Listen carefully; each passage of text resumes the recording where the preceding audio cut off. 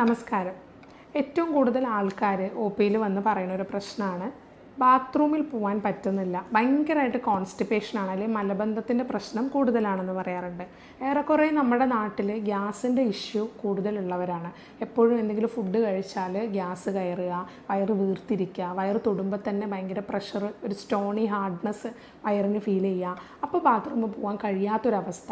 കൂടുതലും നമ്മുടെ ഭക്ഷണ രീതിയിലെ മാറ്റങ്ങൾ തന്നെയാണ് നമുക്ക് ഈ ഒരു അവസ്ഥയിലേക്ക് എത്തിക്കുന്നത്. പലപ്പോഴും നമ്മൾ കൂടുതൽ ഗ്യാസ് അടങ്ങിയ ഭക്ഷണങ്ങൾ തന്നെയാണ് കൂടുതൽ കഴിക്കുന്നത്. റൈസിൻ്റെ കൂടെയാണെങ്കിലും അല്ലെങ്കിൽ രാവിലത്തെ ബ്രേക്ക്ഫാസ്റ്റിലാണെങ്കിലും ഒക്കെ നമുക്ക് നല്ല രീതിയിൽ ഗ്യാസ് കയറാൻ സാധ്യതയുള്ള ഫുഡുകൾ കഴിക്കാറുണ്ട്. അപ്പോൾ ഇത്തരം ഫുഡുകൾ മാറ്റുമ്പോൾ തന്നെ ഒരു പരിധിവരെ നമുക്ക് വയറിൻ്റെ പ്രശ്നങ്ങൾക്കൊക്കെ ആശ്വാസം കിട്ടും.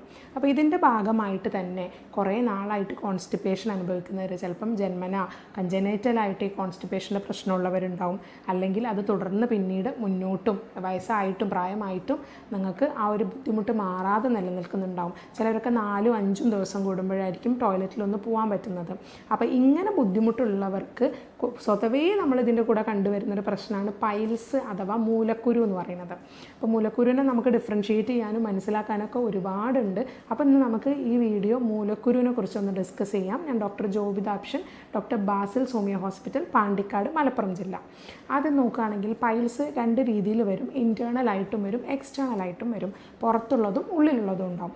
ഉള്ളിലുള്ള പൈൽസൊക്കെ നമുക്ക് എക്സാമിനേഷനിലൂടെ മനസ്സിലാക്കാൻ പറ്റും. അപ്പോൾ ഈ പൈൽസ് ഉണ്ട് എന്ന് എങ്ങനെയാണ് ഡോക്ടറെ മനസ്സിലാവുക? അപ്പോൾ ആ ഭാഗങ്ങളിൽ വേറെ രോഗങ്ങൾ വരാം, ഫിഷർ വരാം, ഫിസ്റ്റുല വരാം. അപ്പോൾ നമ്മൾ പൈൽസിനെ എങ്ങനെ വേർതിരിച്ച് അതിൽ നിന്ന് മനസ്സിലാക്കാൻ പറ്റും എന്ന് പലരും ചോദിക്കാറുണ്ട്. എപ്പോഴും നമ്മൾ ഡയറക്റ്റായിട്ടൊരു ഡോക്ടറെ കണ്ട് ഫിസിക്കൽ എക്സാമിനേഷൻ ചെയ്യുന്ന സമയത്ത് മാത്രമാണ് നമുക്കിത് എന്താണെന്ന് പറഞ്ഞു തരാൻ പറ്റുള്ളൂ. ഏറെക്കുറെ ഒരേ ലക്ഷണങ്ങളായിരിക്കും ഈ 3നും ഉണ്ടാവുക.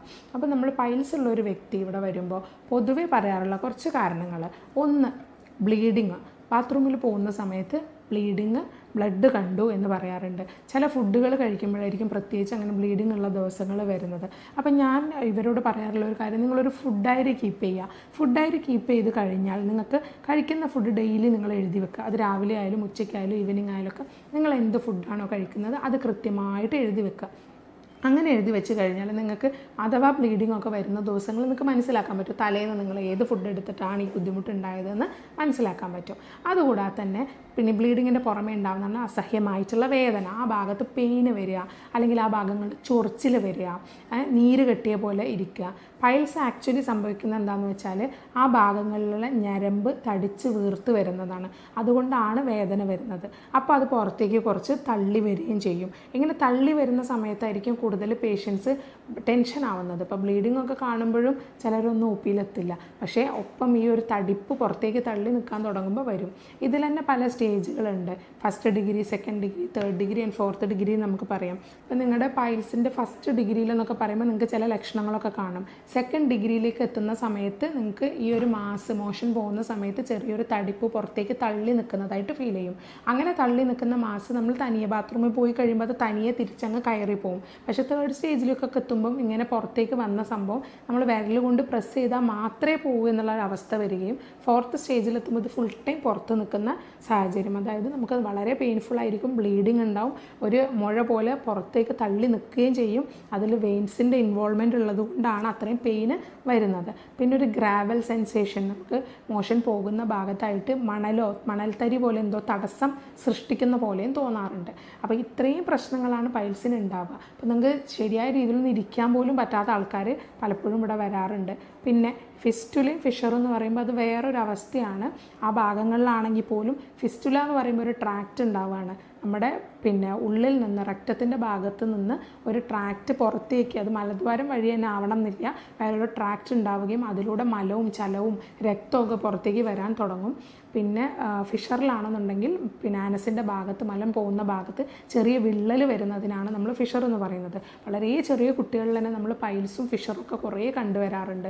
കുട്ടികൾക്ക് ഈ ഫങ്ഷണൽ കോൺസ്റ്റിപ്പേഷൻ ഉണ്ടാകും. ആദ്യത്തെ ഒരു 5 വയസ്സ് വരെ മോഷനോടൊരു അറപ്പ്, വെറുപ്പ്, അല്ലെങ്കിൽ മോഷൻ പോകുന്ന സമയത്ത് കർട്ടൻ്റെ ഉള്ളിൽ ഒളിഞ്ഞ് നിൽക്കുക, അല്ലെങ്കിൽ പുറത്തേക്ക് വരാതിക്കുക, നിന്ന് മോഷൻ പോവുക, ഇത്തരം പ്രശ്നങ്ങളൊക്കെ പൊതുവെ ഫങ്ഷണൽ കോൺസ്റ്റിപ്പേഷൻ കാറ്റഗറിയിൽ വരുന്നതാണ്.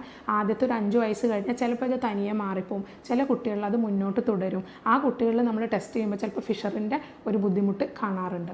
എന്നിരുന്നാൽ ഇപ്പോൾ പൈൽസിലേക്ക് നമ്മുടെ ശ്രദ്ധ ഒന്നും കൂടെ കൊണ്ടുവരാം. പൈൽസ് എന്നുള്ള രോഗത്തിന് നമുക്ക് കൃത്യമായിട്ടുള്ള ചികിത്സ, വിദഗ്ധമായിട്ടുള്ള ചികിത്സ തന്നെ അവൈലബിൾ ആണ്. നിങ്ങൾക്ക് ഏത് സ്റ്റേജിലാണെങ്കിലും നിങ്ങളുടെ സിംറ്റത്തിനെ കംപ്ലീറ്റ് ആയിട്ട് നമുക്ക് റിവേഴ്സ് ചെയ്ത് ബാക്കിലേക്ക് കൊണ്ടുവരാനും ഒപ്പം ഈ ബുദ്ധിമുട്ട് വരാതിരിക്കാനുമുള്ള സാഹചര്യം നമുക്ക് മരുന്ന് തരുന്നതിലൂടെ ഉണ്ടാക്കിയെടുക്കാൻ പറ്റും. ഈ പൈൽസ് കൂടുതലും വരാൻ സാധ്യതയുള്ള കുറച്ച് കാരണങ്ങളുണ്ട്. അപ്പം നിങ്ങൾ ജീവിതത്തിൽ നിന്ന് മരുന്ന് കഴിക്കുന്നതിനോടൊപ്പം ആ കാരണങ്ങളെ നിങ്ങളൊന്ന് ഒഴിവാക്കുക. അതിൽ പെട്ടതാണ് ഒന്ന്, സ്ഥിരമായിട്ട് ഗ്യാസ് കയറുന്ന ഭക്ഷണങ്ങൾ നിങ്ങൾ കഴിക്കുന്ന ഒരാളാണെന്നുണ്ടെങ്കിൽ അത് ഒഴിവാക്കുക. നമ്മുടെ വയറിന് ഏതെങ്കിലും രീതിയിൽ നല്ല പ്രഷർ വരുന്നുണ്ട് എന്നുണ്ടെങ്കിൽ ആ വ്യക്തിക്ക് പൈൽസ് വരാൻ സാധ്യതയുണ്ട്. സ്ഥിരമായിട്ട് ഗ്യാസുള്ള ആൾക്കാരായിരിക്കാം, അല്ലെങ്കിൽ സ്ത്രീകൾക്കാണെങ്കിൽ യൂട്രസിൽ വല്ല മുഴയോ തടിപ്പോ ഉള്ളവരായിരിക്കാം. ഇത്തരം പ്രശ്നങ്ങളൊക്കെ കോൺസ്റ്റൻ്റ് ആയിട്ട് പ്രഷർ, ഈ റെക്ടൽ ഭാഗത്തേക്ക് പ്രഷർ വരുന്നതിനെയൊക്കെ നമുക്ക് ഭാവിയിൽ ഈ ഒരു പൈൽസ് ഉണ്ടാക്കാൻ സാധ്യത ഉള്ളതാണ്. അതുപോലെ തന്നെ ശ്രദ്ധിക്കേണ്ട മറ്റൊരു കാര്യമാണ് ബാത്റൂമിൽ ഒരുപാട് നേരം ഇരിക്കുന്നത്. ചിലരൊക്കെ ബാത്റൂമിലേക്ക് ഫോണും കൊണ്ടുപോയി കഴിഞ്ഞാൽ 1 മണിക്കൂർ കഴിഞ്ഞിട്ടായിരിക്കും പുറത്തേക്ക് വരുന്നത്. അപ്പോൾ ഈ സ്ട്രെയിനിങ്, ഒരുപാട് നേരം എടുത്തിട്ടുള്ള സ്ട്രെയിൻ ചെയ്ത് മോഷൻ പാസ് ചെയ്യുന്നത് ഒഴിവാക്കുക. കോൺസ്റ്റിപ്പേഷൻ ഉള്ള ആൾക്കാരാണെങ്കിൽ കൃത്യമായിട്ട് കോൺസ്റ്റിപ്പേഷന് മെഡിസിൻ കഴിച്ച് മോഷൻ ലൂസായി പോകാം. ഇപ്പോൾ ഫിഷറുള്ള കേസിലാണെങ്കിൽ 1 വർഷമെങ്കിലും മുറിവുണ്ടാവും ഉള്ളിൽ, 1 വർഷമെങ്കിലും മോഷൻ വളരെ ലൂസായിട്ട് പോയെങ്കിൽ മാത്രമേ ആ ഫിഷർ ഉണങ്ങുള്ളൂ. നിങ്ങൾ 1 വർഷത്തിനിടയ്ക്ക് തന്നെ മരുന്ന് നിർത്തുകയും നിങ്ങളുടെ ഭക്ഷണ രീതിയിൽ മാറ്റങ്ങൾ വരുത്തുകയും ചെയ്താൽ വീണ്ടും ആ ഉണങ്ങിയ മുറിവ് വീണ്ടും പൊട്ടി വീണ്ടും മുറിവാവാൻ ചാൻസ് ഉണ്ട്. അപ്പം നമ്മൾ സ്ഥിരമായിട്ട് ലൂസായിട്ട് പോകാനുള്ള കുറച്ച് മരുന്നുകൾ, മോഷൻ കുറച്ച് ലൂസായിട്ട് തിക്കല്ലാതെ പോകാൻ വേണ്ടിയിട്ടുള്ള മെഡിസിൻസ് കഴിക്കുന്നത് ഫിഷർ ഹീൽ ചെയ്യാനും പൈൽസ് ഹീൽ ചെയ്യാനും ഒരുപാട് ഹെൽപ്ഫുള്ളാണ്. പിന്നെ IBS രോഗമുള്ളവർ, അല്ലെങ്കിൽ കുടൽ സംബന്ധമായിട്ടുള്ള മറ്റ് രോഗങ്ങളുള്ളവർ, പെരിസ്റ്റാൾസിസ് മൂവ്മെൻറ്റിൻ്റെ കുഴപ്പമുള്ളവർ, അതായത് കുടലിൻ്റെ മൂവ്മെൻറ്റിൽ തകരാറുള്ളവരെല്ലാം കൃത്യമായിട്ട് മെഡിസിൻസ് എടുക്കേണ്ടത് അത്യാവശ്യമാണ്. പിന്നെ റിപ്പീറ്റഡ് പ്രഗ്നൻസീസ്, ഡെലിവറി കഴിഞ്ഞ ആൾക്കാരിൽ കുഞ്ഞുങ്ങൾ ആവാൻ വേണ്ടിയിട്ട് നോർമൽ ഡെലിവറി കഴിഞ്ഞ ആൾക്കാരിലും ഇങ്ങനെ സ്ത്രീകളിൽ കൂടുതലായിട്ടും പൈൽസിൻ്റെ ബുദ്ധിമുട്ട് കാണാറുണ്ട്. ഡെലിവറി കഴിഞ്ഞ് ഉടനെ കാണുന്ന ചില പൈൽസിൻ്റെ പ്രശ്നം കുറച്ച് നാൾ, ഒരു 6-7 മാസം കഴിയുമ്പോൾ തനിയെ മാറിപ്പോവും. ബൈ ചാൻസ് അത് മാറിയിട്ടില്ലെങ്കിൽ തീർച്ചയായിട്ടും ട്രീറ്റ്മെൻറ്റ് എടുക്കാം. നമ്മുടെ മെഡിസിനിലൂടെ ഒരു രോഗിയുടെ ശാരീരികവും മാനസികവുമായിട്ടുള്ള എല്ലാ ലക്ഷണങ്ങളെയും നമ്മൾ അനലൈസ് ചെയ്തിട്ടായിരിക്കും മെഡിസിൻ കൊടുക്കുക.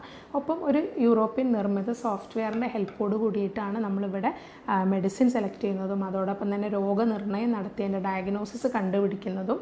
മാത്രമല്ല, ഇപ്പം നിങ്ങൾക്ക് ഡയറക്റ്റ് വന്ന് ഇവിടെ കാണിക്കാൻ ബുദ്ധിമുട്ടുള്ള പേഷ്യൻസ് ആണെന്നുണ്ടെങ്കിൽ അവർക്ക് നമ്മൾ ഓൺലൈനായിട്ട് കൺസൾട്ട് ചെയ്ത് മെഡിസിൻ കൊറിയറായിട്ട് അയച്ചു കൊടുക്കുന്ന സിസ്റ്റം ഉണ്ട്.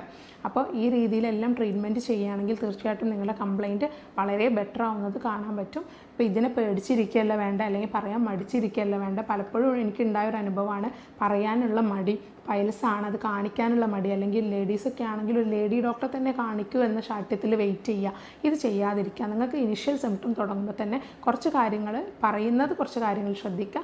അത് നിങ്ങൾക്ക് ആ ശ്രദ്ധ ചെയ്തിട്ടും നിങ്ങൾക്ക് അതിനൊരു മാറ്റം കിട്ടുന്നില്ല എങ്കിൽ തീർച്ചയായിട്ടും ഒരു ഡോക്ടറെ പോയി കൺസൾട്ട് ചെയ്യുക.